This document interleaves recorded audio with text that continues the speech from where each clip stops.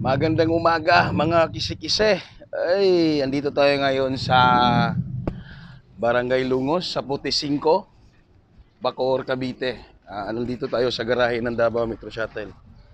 Napaunlakan tayo na makapunta na tayo ngayon dito kahit na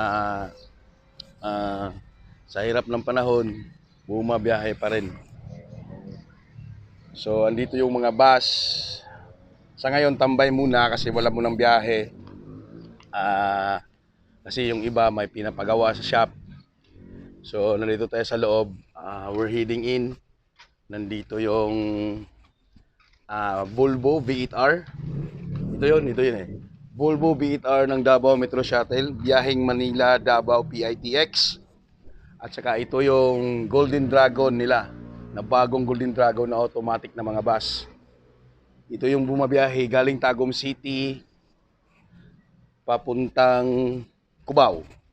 So, si Davao Metro Shuttle hindi lang po siya sa PITX nagbabiyahe, kundi nagbabiyahe din siya mula Davao del Norte ng Tagum hanggang Cubao ng Quezon City. So, andito tayo ngayon, tinitignan natin yung mga unit. Kung sino man yung uuwi ng probinsya ng Davao, Samar, Tacloban, Leyte, you can book through sa page ng Davao Metro Shuttle at may mga nag-online booking din. And meron din directly sa page ng Davao Metro Shuttle. So you can book to them. Sa akin lang po, nagbablog po ako sa mga bus. To make sure na makikita nyo na legit po ang Davao Metro Shuttle.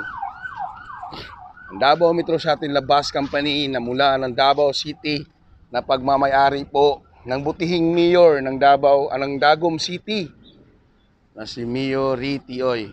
Ito po ang pinaka matikas na mekaniko ng Davao Metro Shuttle.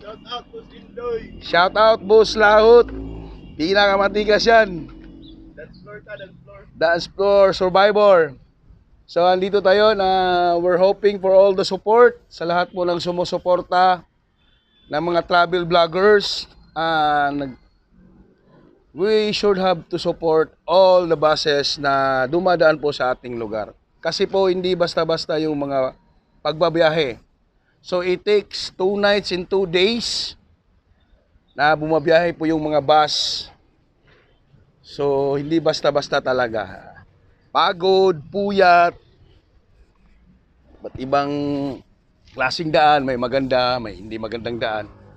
So hanggang dito lang po muna tayo. So sa ngayon, we're off muna. Pahinga muna tayo kasi pahinga muna yung mga bus. So mamayang hapon tayo ulit babiyahe. Titignan natin kung makakasakay tayo mamaya. So hanggang dito na lang muna. So kung sino po yung gustong bumiyahe, you can contact directly sa page ng Davao Metro Shuttle o yung mga nag-online booking po. Sino may yung uuwi ng Visayas sa Mindanao, Samar area, Leyte area, Southern Leyte, Surigao, Butuan, San Francisco, Trinto, Moncayo, Tagum City in Davao City, contact po directly. Okay? O meron naman po yung iba, kumukuha ng mga number ng mga driver, doon na lang po kayo. So hanggang dito na po tayo. Maraming salamat at magandang umaga po sa lahat. Davao Metro Shuttle. Okay?